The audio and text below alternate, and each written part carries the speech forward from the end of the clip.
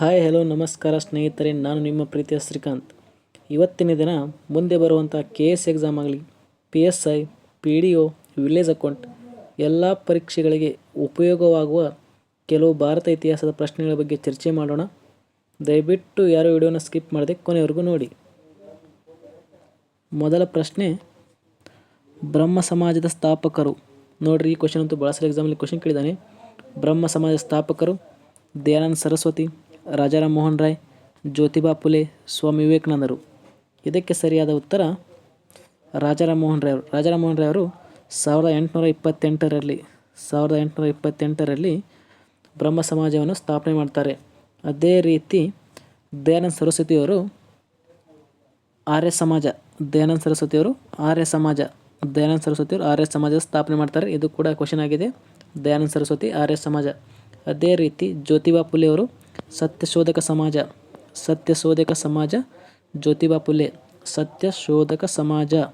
ನೆನಪಿರಲಿ, ಕ್ವಶನ್ ಕೇಳ್ತಾ ಬರ್ತಾನೆ ಎಕ್ಸಾಮಲ್ಲಿ. ಸತ್ಯಶೋಧಕ ಸಮಾಜ, ಜ್ಯೋತಿಬಾ ಫುಲೆ. ನಂತರ ಸ್ವಾಮಿ ವಿವೇಕಾನಂದರು ರಾಮಕೃಷ್ಣ ಪರಮಹಂಸ ಎಂಬ ಆಶ್ರಮವನ್ನು ಸ್ಥಾಪನೆ ಮಾಡ್ತಾರೆ. ರಾಮಕೃಷ್ಣ ಪರಮಹಂಸ ಎಂಬ ಆಶ್ರಮವನ್ನು ಸ್ಥಾಪನೆ ಮಾಡ್ತಾರೆ. ಇದು ಕೂಡ ಕ್ವಶನ್ ಭಾಳ ಸಲ ಎಕ್ಸಾಮಲ್ಲಿ ಕೇಳಿದ್ದಾನೆ. ರಾಮಕೃಷ್ಣ ಪರಮಹಂಸ ಆಶ್ರಮ.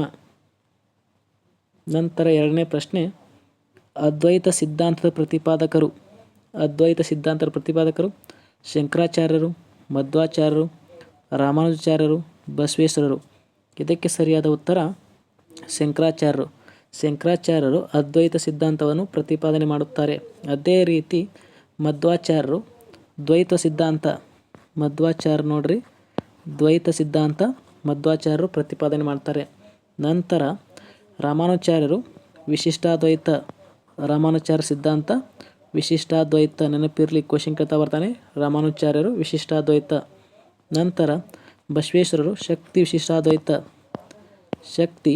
ವಿಶಿಷ್ಟಾದ್ವೈತ ಬಸವೇಶ್ವರರದು. ನೆನಪಿರಲಿ.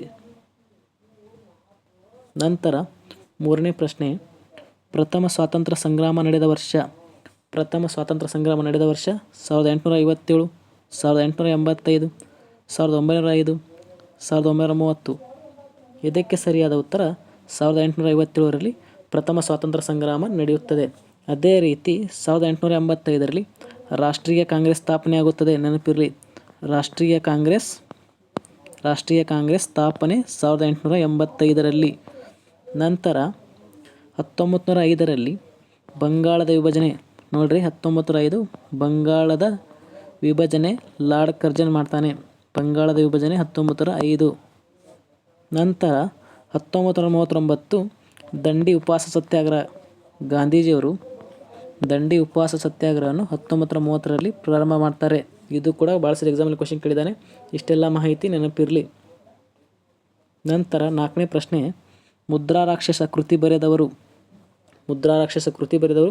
ವಿಶಾಖದತ್ತ, ಕಲ್ಲಣ, ವಾತ್ಸ್ಯಾಯನ, ಅಶ್ವಘೋಷ. ಇದಕ್ಕೆ ಸರಿಯಾದ ಉತ್ತರ ವಿಶಾಖದತ್ತನ ಮುದ್ರಾರಾಕ್ಷಸ ಕೃತಿ ಬರೆಯುತ್ತಾನೆ. ನಂತರ ಕಲ್ಲಣನ ಕೃತಿ ಯಾವುದು ಅಂತ ಕೇಳಿದರೆ ರಾಜತರಂಗಿಣಿ. ಕಲ್ಲಣನ ಕೃತಿ ರಾಜತರಂಗಿಣಿ ಕಲ್ಲಣನ ಪ್ರಸಿದ್ಧವಾದ ಕೃತಿ. ಅದೇ ರೀತಿ ವಾತ್ಸಾಯನ ಕೃತಿ ಯಾವುದಂದರೆ ಕಾಮಸೂತ್ರ. ನೋಡ್ರಿ, ವಾತ್ಸಾಯನ ಕೃತಿ ಕಾಮಸೂತ್ರ. ಇದು ಕೂಡ ಭಾಳ ಸಲ ಎಕ್ಸಾಮ್ ಕ್ವಶನ್ ಕೇಳಿದ್ದಾನೆ, ಕಾಮಸೂತ್ರ. ಅದೇ ರೀತಿ ಅಶ್ವಘೋಷನ ಕೃತಿ ಬುದ್ಧ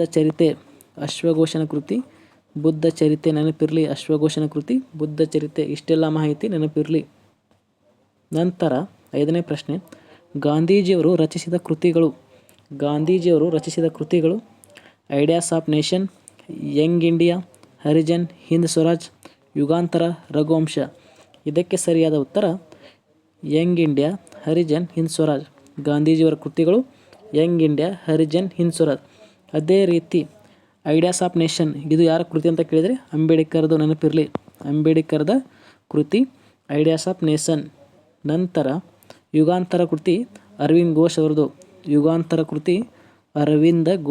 ನೆನಪಿರಲಿ, ಅರವಿಂದ್ ಘೋಷ್ ಅವರ ಕೃತಿ ಯುಗಾಂತರ. ಅದೇ ರೀತಿ ರಘುವಂಶ ಕಾಳಿದಾಸರದು. ರಘುವಂಶ ಕೃತಿ ಕಾಳಿದಾಸ.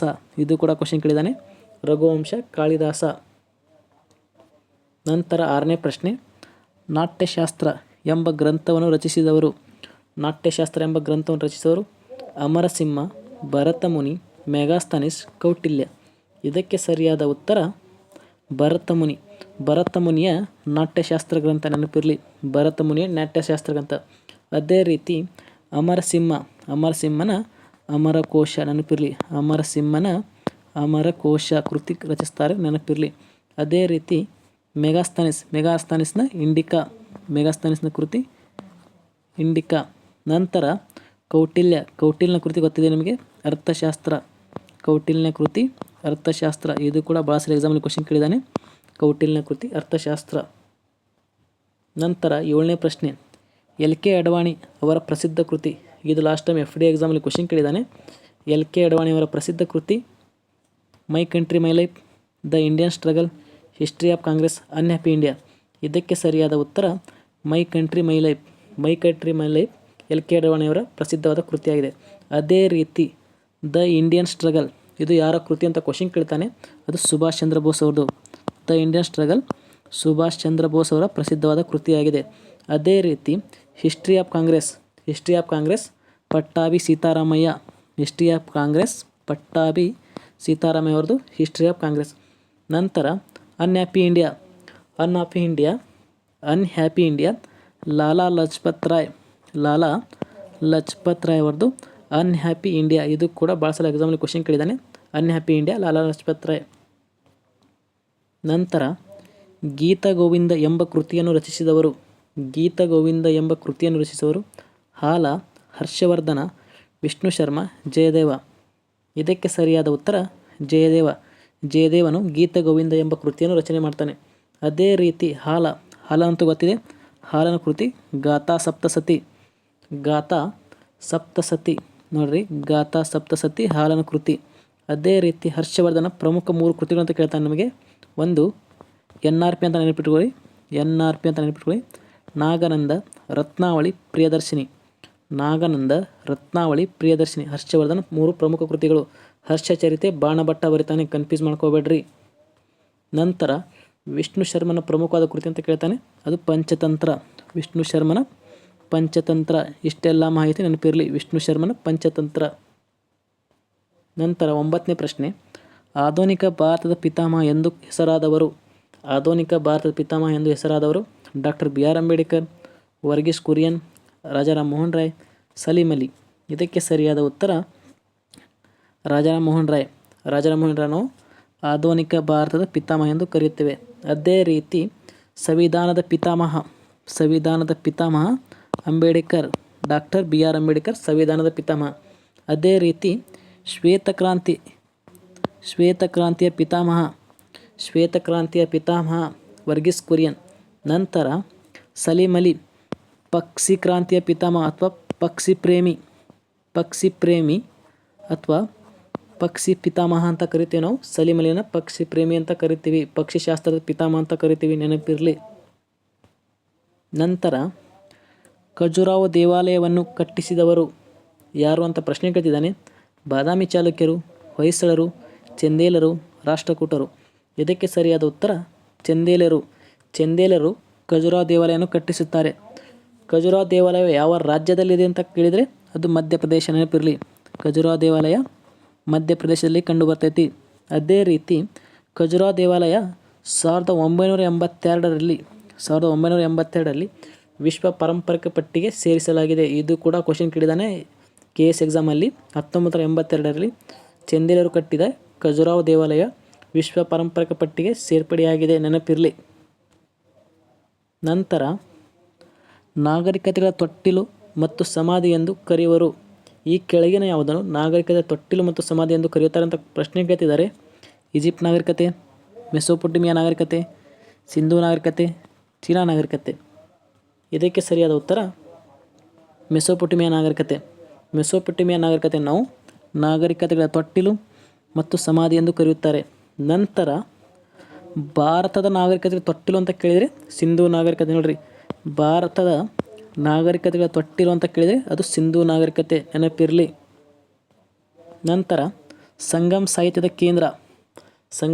ಕೇಂದ್ರ ಮಧುರೈ, ಕಂಚಿ, ಮುಂಬೈ, ಚೆನ್ನೈ. ಇದಕ್ಕೆ ಸರಿಯಾದ ಉತ್ತರ ಮಧುರೈ ಸಂಗಮ್ ಸಾಹಿತ್ಯದ ಒಂದು ಪ್ರಮುಖವಾದ ಕೇಂದ್ರ ಆಗಿತ್ತು. ಅದೇ ರೀತಿ ಕಂಚಿಯನ್ನು ನಾವು ದೇವಾಲಯಗಳ ನಗರ ಯಾವುದು ಅಂತ ಕೇಳಿದರೆ ಅದು ಕಂಚಿ. ದೇವಾಲಯಗಳ ನಗರ ಕಂಚಿ. ಮುಂಬೈ ನಾವು ವಾಣಿಜ್ಯ ನಗರ ಮುಂಬೈ, ನೆನಪಿರಲಿ, ವಾಣಿಜ್ಯ ನಗರ ಮುಂಬೈ. ಅದೇ ರೀತಿ ಚೆನ್ನೈಯನ್ನು ನಾವು ಭಾರತದ ಆರೋಗ್ಯ ಕ್ಷೇತ್ರದ ರಾಜಧಾನಿ. ನೋಡಿರಿ, ಭಾರತದ ಆರೋಗ್ಯ ಕ್ಷೇತ್ರದ ರಾಜಧಾನಿ ಯಾವಂತ ಕೇಳಿದರೆ ಅದು ಚೆನ್ನೈ, ನೆನಪಿರಲಿ. ನಂತರ ರೈತವಾರಿ ಪದ್ಧತಿಯನ್ನು ಜಾರಿಗೆ ತಂದವರು Sir Thomas Munro, Cornwallis, William Bentinck, Lord Dalhousie. ಇದಕ್ಕೆ ಸರಿಯಾದ ಉತ್ತರ ಸರ್ ಥಾಮಸ್ ಮನ್ರೋ ಅವರು ರೈತವಾರಿ ಪದ್ಧತಿಯನ್ನು ಜಾರಿಗೆ ತರ್ತಾರೆ. ಅದೇ ರೀತಿ ಕಾರ್ನ್ವಾಲಿಸ್ ಕಾಯಂ ಜಮೀನ್ದಾರ್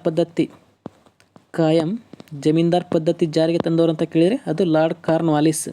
ಕಾಯಂ ಜಮೀನ್ದಾರ್ ಪದ್ಧತಿ lord Cornwallis. William Bentinck mahalwari ಪದ್ಧತಿ ಜಾರಿಗೆ ತಂದವರು ಅಂತ ಕೇಳಿದರೆ ಅದು ವಿಲಿಯಂ ಬೆಂಟಿಂಗ್. ಅದೇ ರೀತಿ ಲಾರ್ಡ್ ಡೌಲಸಿ ದತ್ತು ಮಕ್ಕಳಿಗೆ ಹಕ್ಕಿಲ ನೀತಿ ಜಾರಿಗೆ ತರ್ತಾರೆ, ನೆನಪಿರಲಿ.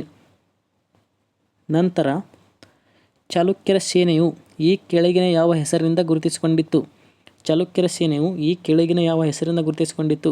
ಚಾಲುಕ್ಯ ಬಲ, ಕರ್ನಾಟಕ ಬಲ, ಕನ್ನಡ ಬಲ, ವಿಕ್ರಮಾದಿತ್ಯ ಬಲ. ಇದಕ್ಕೆ ಸರಿಯಾದ ಉತ್ತರ ಕರ್ನಾಟಕ ಬಲ. ಚಾಲುಕ್ಯರ ಸೇನೆಯನ್ನು ನಾವು ಕರ್ನಾಟಕ ಬಲ ಎಂದು ಕರೆಯುತ್ತಿದೆ. ಇದು ಕೂಡ ಭಾಳ ಸಲ ಎಕ್ಸಾಮ್ನಲ್ಲಿ ಕ್ವಶನ್ ಕೇಳಿದರೆ ನೆನಪಿರಲಿ. ನಂತರ ಇದು ರಿಪೀಟ್ ಆಗಿದೆ ನೋಡಿ, ಚಾಲುಕ್ಯ ಸೇನೆ ಕೆಳಗಿನ ಯಾವ ಹೆಸರಿಂದ ಗುರುತಿಸಿಕೊಂಡಿದ್ದಾರೆ? ಅದು ಕರ್ನಾಟಕ ಬಲ, ನೆನಪಿರಲಿ. ನಂತರ ಬಿಜಾಪುರದ ಗೋಳಗುಮ್ಮಟದ ನಿರ್ಮಾಪಕರು ಮೊಹಮ್ಮದ್ ಆದಿಲ್ ಶಾ, ಇಮ್ರಾಮಿ ಆದಿಲ್ ಶಾ, ಮಹಮ್ಮದ್ ಗವಾನ್, ಯಾರೂ ಅಲ್ಲ. ಇದಕ್ಕೆ ಸರಿಯಾದ ಉತ್ತರ ಮೊಹಮ್ಮದ್ ಆದಿಲ್ ಶಾ. 1627ರಲ್ಲಿ ಬಿಜಾಪುರದಲ್ಲಿ ಮಹಮ್ಮದ್ ಆದಿಲ್ ಶಾ ಗೋಳಗುಮ್ಮಟವನ್ನು ರಚನೆ ಮಾಡ್ತಾನೆ. ಅದು ಕೂಡ ಎಕ್ಸಾಮಲ್ಲಿ ಕ್ವಶನ್ ಕೇಳ್ತಾನೆ, ನೆನಪಿರಲಿ. ಅದೇ ರೀತಿ ಮಹಮ್ಮದ್ ಗವಾನ್ ಬೀದರ್ನಲ್ಲಿ ಮದರಸಾವನ್ನು ಕಟ್ತಾನೆ.